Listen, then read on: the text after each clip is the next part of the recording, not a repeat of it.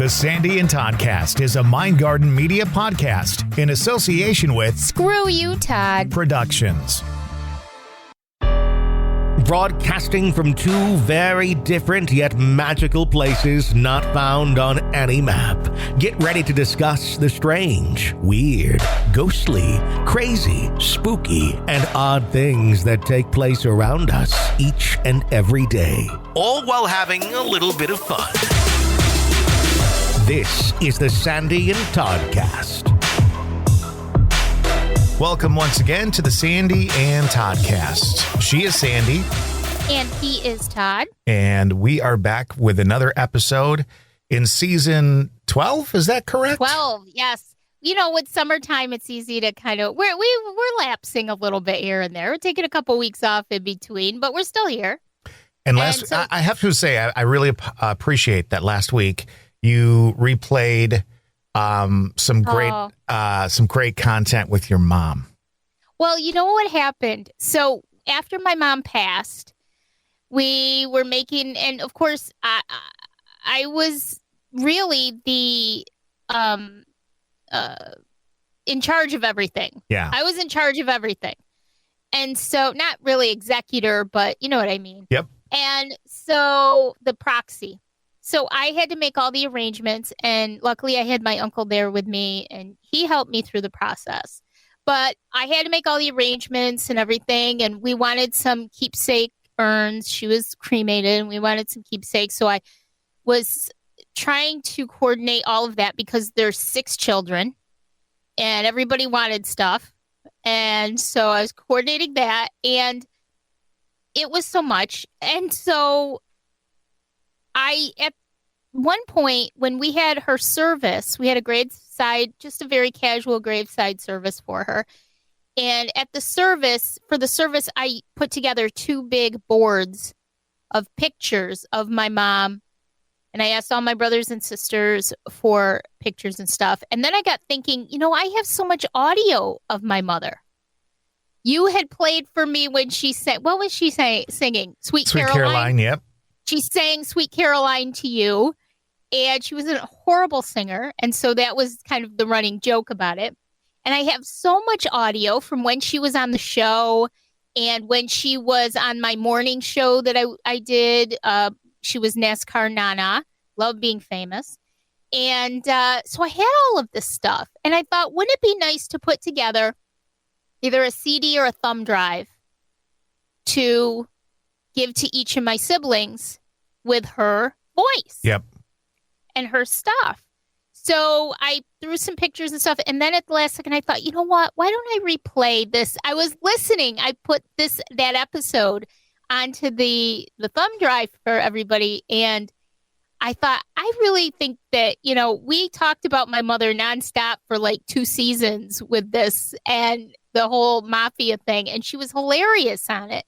So I thought, why don't I play it? So, yeah, I just thought that would be a great way to, she loved you, absolutely loved you, even though she had never met you, she loved you. And she was so excited to be on our show. So I thought, why not? Let's just do it. You know, it's so funny. Okay, so now your mom's gone, and we say those things, and when you're growing up, when you're young, you never think that will happen. Right. And even when you get older, you never think it will happen. And I'm still in the mindset where, like, I know my parents are gone, but I don't feel like it. Do you know what I'm saying? Like, It's not where I go, oh, I'm going to call mom, because that's not the feeling I get. But the feeling is like there's still, on some Sunday morning, they're going to pull in unannounced, which they did all the time. And they're going to be bringing, I don't know, rhubarb from her garden or carrots and, you know, whatever. Like, it's been a long time. My mom passed away in 2018, so that's several years already. Yeah. My dad passed away 2 years ago. And I can't believe it's been 2 years for your dad already. I know, too. right? But wow. So they're gone, and I haven't seen my mom in that long, but it's like I still expect at some point. You do. Yeah. You do. It's weird. And then, do you know the other thing that kind of crossed my mind? And I wonder if anybody else has ever had that happen, where you realize you're an orphan. Yeah. in some respect. Now, my father's still here with us, but it's sort of like I thought to myself a couple weeks ago, I thought, when my father passes, I'm going to be an orphan. I'm going to be however old, I'm 53, so I'm going to be an adult. But, it's like that kind of stuff that you think about. It's like, wow, I'm going to be an orphan, And yesterday we went, I was with my sister and stuff. We went to the farmer's market and stuff like that. And there's a new little shop that I was aware of called Can. And they call it a vintage, I don't know, boutique or something like that. Right. And when you walk in, there's an old TV and it's playing old jazz music. And there's all the old cups and, just all sorts of stuff. Clothing that was vintage. But there was some coffee mugs. And my mom drank coffee like she was never going to have coffee again. Like somebody was going to say, you can no longer drink coffee. So she drank coffee like crazy. And then the conversation started talking about the old coffee mugs she used to have. And, my sister Dawn, for whatever reason, yesterday morning made something my mom made all the time called canifla. Okay. Uh-huh. And it's like pancake batter, but it's thinner. So instead of having a pancake, it's like all these little pieces of pancake. Gotcha. And it's very, very light. And you put sugar and syrup on top and all that. So my sister made that yesterday morning, just not necessarily. I mean, just because she had. And then the coffee mugs, and all of a sudden you're thinking about it, and it's like she's there, and then you're looking up other stuff. My mom had. Yeah. There was a meme not that long ago on social media. It was either a meme or I don't know, but they said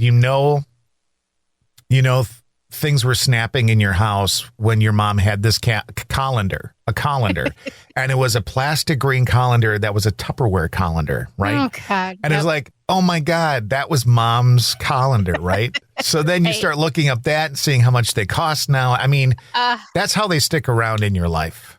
They do. Do you ever, let me ask you this, do you ever talk to them? I don't. I know my sisters do.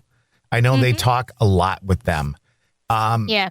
You and I had a conversation not that long ago that came up in conversation with my sisters in the last several days. And that was the dementia and how that affects crossing over. And wasn't it Michelle Belanger who said that they're still kind of in that confused state after they die for at least for a while? For a while. Yeah. Until, it's sort of like it's almost like it becomes who they are for so long that it takes a while for their consciousness to shake that. Right. Wake up and realize that that's no longer happening to them. And my sister Vicky had a dream that within the last week that included my mom and my father. And my father was sitting, that damn colander was in her dream. And he kept saying, help, help, help. And I'm just, we were wondering, well, maybe it's because he's in that confused state yet. Yeah. I not to get too much into Michelle Belanger. Everybody knows how much I love her and admire her. But I really feel like this woman knows what she's talking about. When she says something, I get it. And I feel like she really knows what she's talking about. And I think that is very plausible. I mean, a lot of us want to think that, if you're in pain, if you're, maybe your physical pain goes away, but maybe your emotional turmoil, whatever happens, maybe it doesn't go away right away. She even said that for some people, it doesn't ever. It depends on how long you've been afflicted with something like Alzheimer's or dementia or something, now, like in the case of your dad, it wasn't years and years and years. I mean, right up until the last couple of years, your dad was living on his own, doing things on his own. It was only after a certain incident that you guys realized that this was going to be a real issue. So it may very well be that if she dreamt that and he's reaching out to her, it could very well be that he's sort of in that transition period. Right. of coming out of it, but still confused. I wonder if that's some of the stuff that happens to me in the studio, is that confusion that's going on and trying to be, trying to come to someone who they know will understand. And you said, was it Vicky or Dawn who had the dream? Vicky did. See, and Vicky is gifted. Right. So it very well could be a situation where he's going through the transition, his consciousness. It very well could be. I think that's fascinating. I do too. And I brought up the whole, I had forgotten that it was Michelle Belanger and you and I had discussed that part. I'd forgotten about that. So that was something we discussed, I think, in the podcast, maybe even too. We did. But you're right. Like, we talk a lot about like when that people leave behind energy, and sometimes it's just the everyday things of life. It's the walking down the stairs. It's walking in this hallway or whatever. But sometimes it is a traumatic experience, and that's left behind in that location. It would make sense that if you have traumatic things in your life, that maybe they don't automatic release when you die. Maybe that takes time to cleanse or release or whatever that would be. Exactly. It's sort of like, I think of it this way. If you get a cut on your hand, that doesn't disappear overnight. And I understand that's a physical thing, but it's sort of in the same idea is, if you get a scratch on your arm, it has to heal. So wouldn't that make sense that, just because you're passed on, it doesn't mean that your healing process is done. Right. So you're in a sense, you're healing after you pass. Your consciousness is healing. Your soul is healing after you pass. It would make perfect sense. I think that's a great thing. If I were Vicky, I would feel like almost relieved to know that maybe he is transitioning now to a better consciousness. Yeah. Because he knows enough to say, help, I need to get through this. Yeah, that's fascinating. Yeah. And again, the reason why I bring it up was because I started talking about that damn colander, and that reminded me of her dream, because in the dream was the colander of spaghetti. And it was weird because I believe my sister said that she started the dream and my mom called her into the kitchen, and my mom was sitting there in our old kitchen where we grew up with the colander of spaghetti. And then for whatever reason, she heard my dad saying, Vicky, help, help, help. And then he was sitting there with the colander of spaghetti. So what does the colander and spaghetti have to do other than the fact that that damn green colander and my mom did not make great spaghetti. Well, she just didn't. Maybe he's asking for help from the spaghetti. Well, I'll tell you, my dad was not a fan of pasta. And I don't think he really liked her spaghetti either. But that's hilarious. That's funny. So this was after the dream that you guys saw the calendar? Well, it wasn't that I saw the calendar, but I brought it up because when we went to this shop, they had it was this really weird kind of funky seafoam green color kind of thing, which this shop had some of that seafoam colored cups and bowls and stuff like that. Yeah. And so then you start thinking about the colander, and you start thinking about, they had some coffee mugs that actually match some vintage little bowls that I have in my kitchen. So I was thinking about buying those. And I feel like there's no coincidence in all of that. Right. I really feel like there isn't. Like, so many things happen to us. People are so fast to say, oh, what a coincidence. But sometimes I don't think we realize that, I was telling you that just before we went on today, that the night my mom passed away, we were supposed to go to camp, but our neighbor found kittens in a tree, and I couldn't go to camp leaving kittens in a tree. And so we didn't go to camp that night. We turned around and came home. But if we had been at camp, who knows if we would have even gotten the call that my mother was at the hospital. So I know that your husband's Jewish, but I have this feeling that the Catholic God, if there is a separate Catholic God from everybody else's God, is looking down, waiting to give him sainthood after he's done on earth with you. Oh, he earned his sainthood years and years ago. I know that he is Jewish, but I believe he deserves sainthood. Still deserves sainthood. That poor man. I have been going through just today on Sunday. We caught our last, there was the kittens that we found like 6 weeks ago. It has been a process. I have never done this ever in my life, ever. We have worked with and supported and fundraised for rescues for over 15 years. I have never had to do this myself. We successfully, over 5.5 weeks, 6 weeks, trapped a mama kitty and 5 of her babies all by ourselves, traipsing through the woods. I am so scratched up. I told you I thought I had poison. I was going to get poison ivy at one point. Setting traps and doing everything. We got the last little baby this morning, and he has been with me every step of the way, moving traps at 3 a.m, doing all of this kind of stuff, wandering through the woods. He is truly a saint. I don't know what I'd do without him. Listen to me change my mind 50 times because I was trying to think like a cat. Oh, my God. Great. That had to have been fun. It was ridiculous, but we got it done. We got the job done. So anyway, so Saint Dave, let me just say it that way. I could have been, I don't know. I don't think Dave's a lot like my dad, but my dad would be going around, Jesus Christ, I can't believe she's got me doing this. He thinks it in his head, I think. He won't outwardly do it, but I think he thinks it in his head because I can see the slight roll of the eyes once in a while.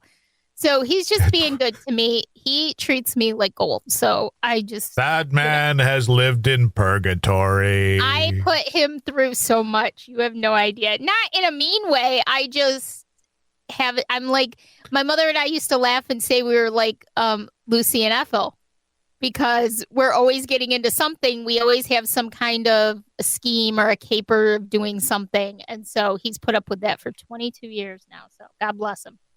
Or Jehovah bless him, or whoever the heck it is.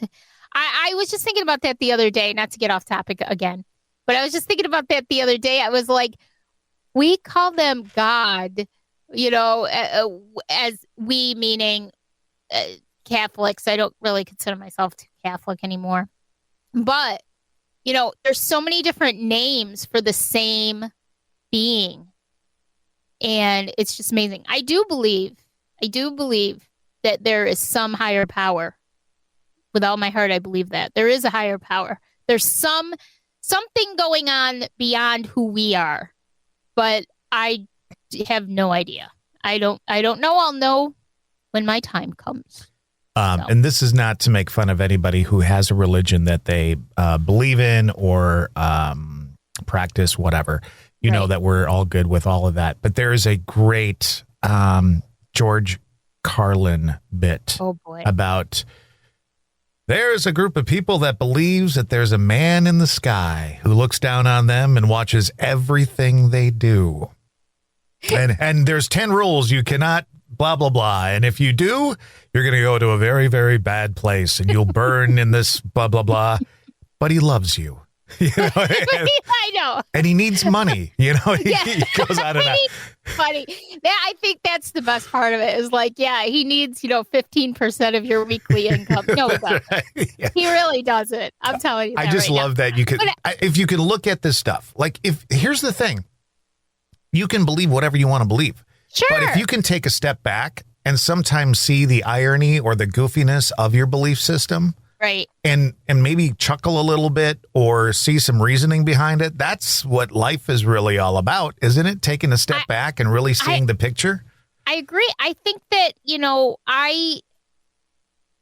I think that if you can find a little bit of humor, a little bit of leeway, I think faith is a beautiful thing. I think everybody should believe in something.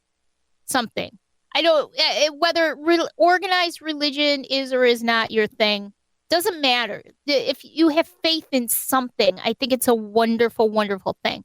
But, I just think to myself, most religions were created by man.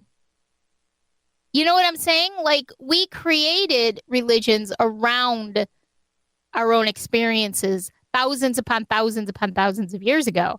So, it was all created by man, It's up to you to figure out what your personal belief systems will be. I think that if we take it too seriously, that's where we run into a lot of problems. I think that we should live our lives with love and kindness and whatever belief system we want to live our lives with, without sort of making it so serious that it has to drive everything in our lives and everything in everybody else's lives. Yeah. You know?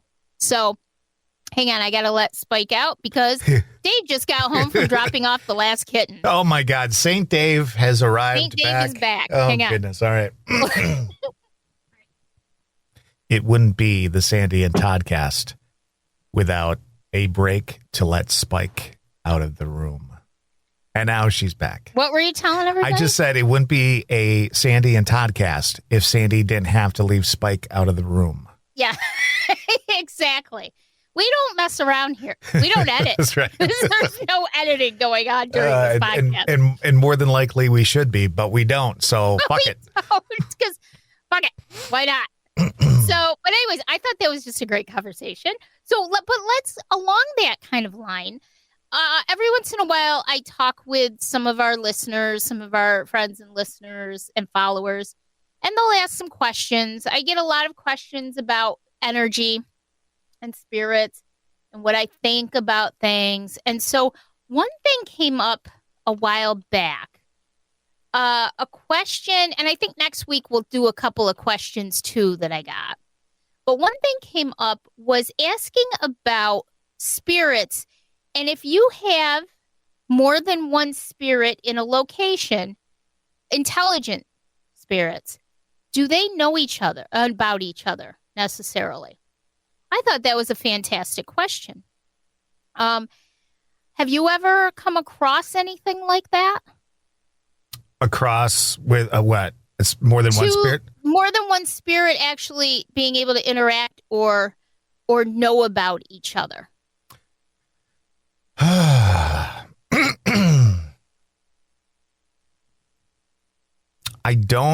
can't remember an instance where that happened.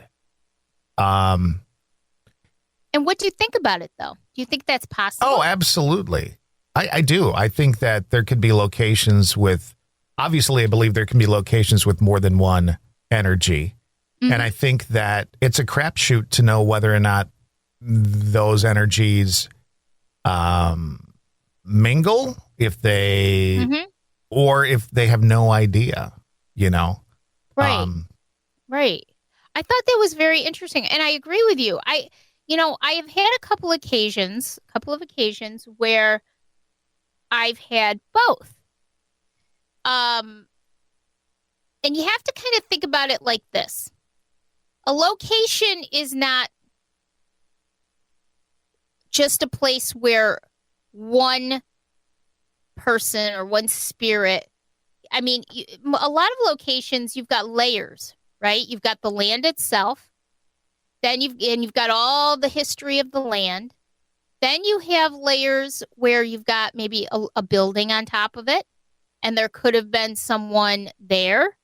There could have been someone, I truly believe, we've talked about this before, that they can move around. Once they're released of their of feeling as if they have to be bound to a location, they can move around from place to place. So you've got a lot of layers there. And what's to say that a Native American spirit can't necessarily interact with or mingle or be aware of someone who died in 1834, you know, or someone who died in 1963. You can't really say for sure that they couldn't see each other. Now, I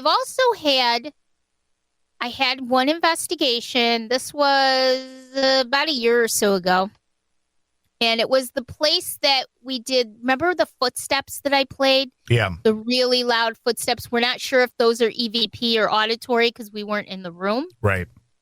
But I was upstairs. It used to be like a hotel / bar, restaurant, saloon, however you want to term it. And upstairs they had a ballroom. And there was a boy up there who was probably about 12 or 13 years old. And he primarily stayed there. But then there was also down in the kitchen area a girl who had been killed accidentally. Her parents owned the place, and she had been killed accidentally during or right after a dance.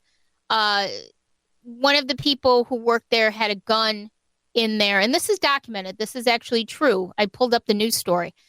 Had a gun in his holster, and it fell out and shot her in the kitchen. She was only, I can't remember her exact age. I think it was in 1907. She was probably 16, and it shot her and killed her. And I sensed her not only in the kitchen, but I was sensing her up in the ballroom.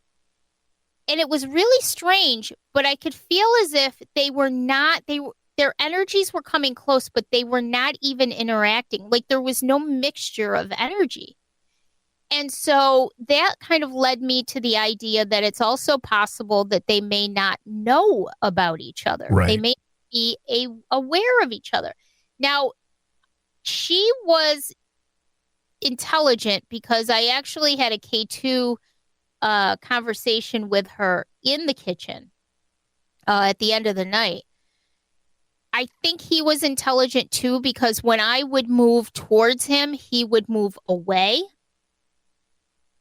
But that lends itself to the idea of, are they on separate planes? Because it would have been about the same time period.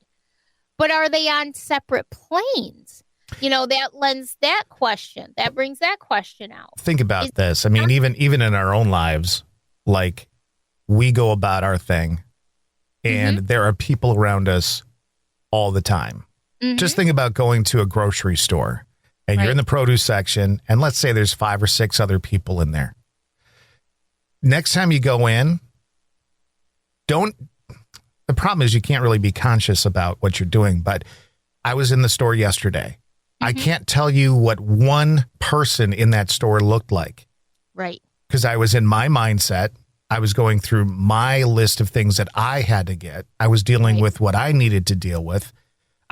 There were a couple, let's say 100 people in that store. Can't tell you what one of them looked like. Not one. Yeah. Now that you say that, it's like the same for me. When I'm in a place like that, it's like blinders. I just want to get what I need and go.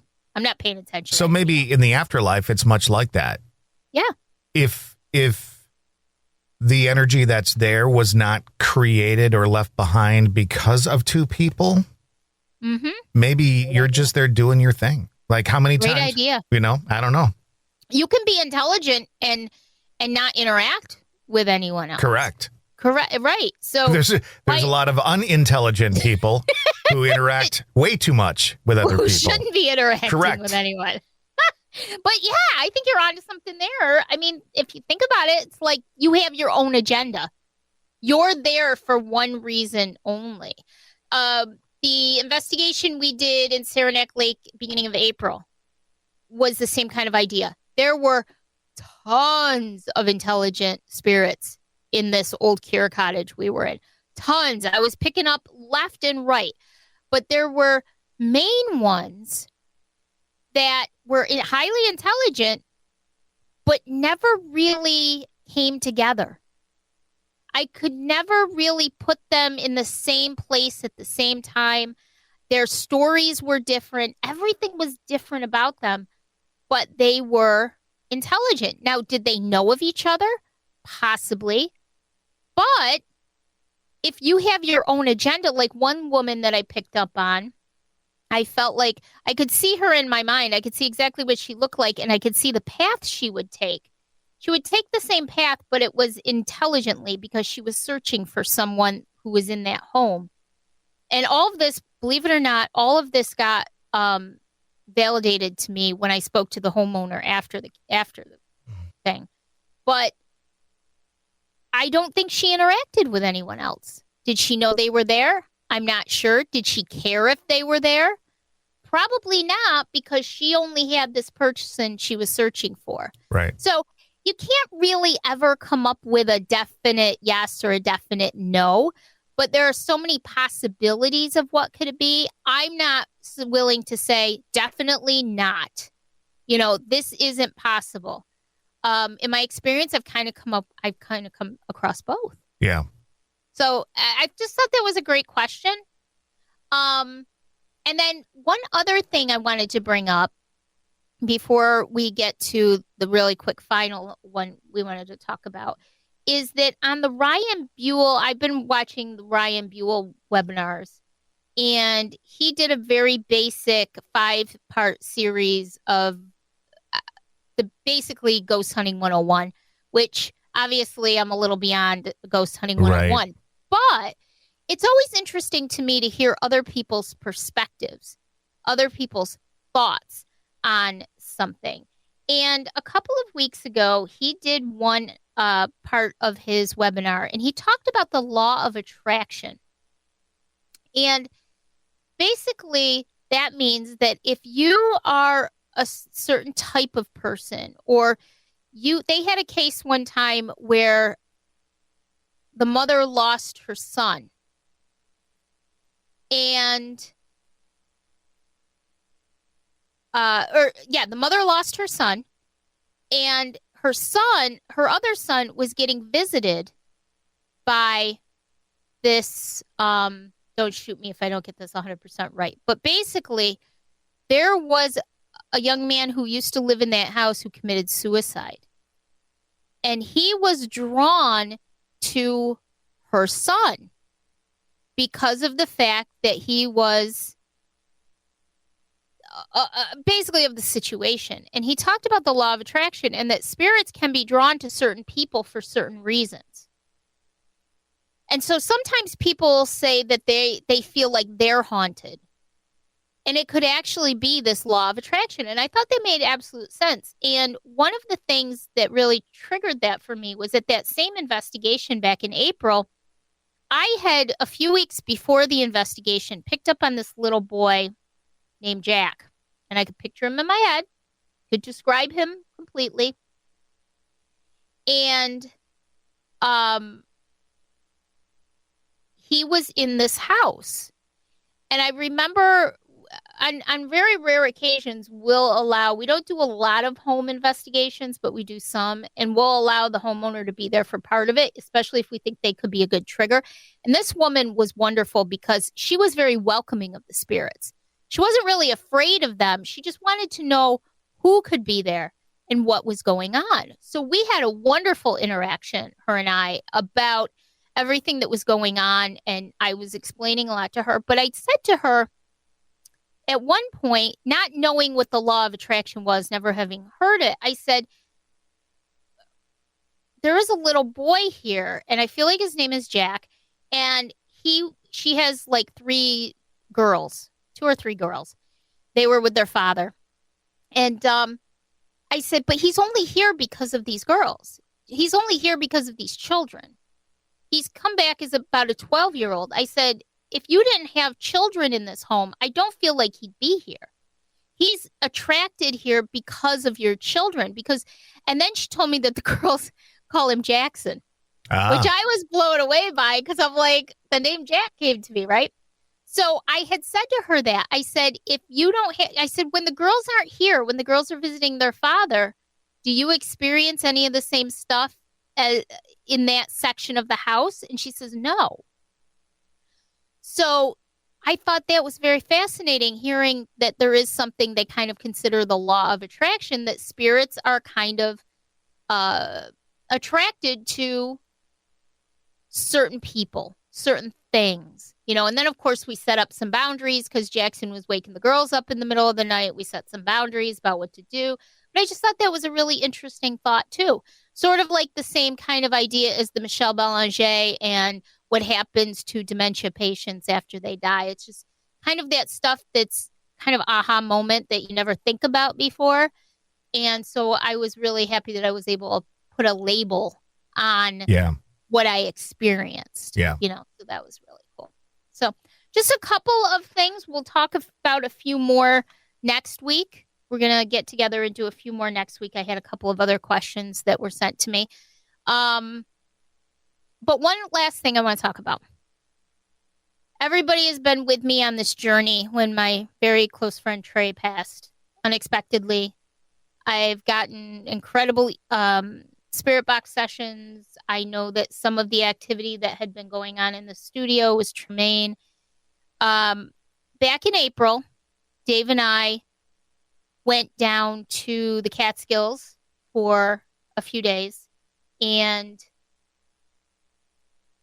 it's about a 3.5-hour drive. So between the time that Trey died and this visit in April, I hadn't been down that way. And so I had made it a goal he had been cremated. There is no actual grave. I made it a goal to go to the spot where he passed and his memorial. There is a memorial on the side of the road. And I brought some flowers, and I brought some rose quartz, which is a great crystal for healing and for helping the people, your loved ones who have passed, be safely on the other side, and so they can heal as well. And I took it, and I went. I'm a little bit cryy right now, but what I will say is this. I feel as if after going, I feel 1,000% better than I did in my mourning process before going. Yeah. I think it was the closure that I really, really needed. I talk to him occasionally still, but it's a little bit different now. It's not that pressure and that stress and that really heavy grief that I was feeling because I felt like helpless. Being able to go there and actually have a place to visit and connect with him was priceless. So I tell that story because I feel like if you put off going to the cemetery to visit a loved one, if you put up because you just feel like you can't handle it, but you're still having a hard time grieving, I get it. I totally get it. It's when you're ready, but when you feel like you can do it, I don't think there's any better way to get to that next stage in your grieving process than to actually visit, than to actually see it, to actually experience it. It really helped give me some closure on what I needed to do. And I went through this for 2 years.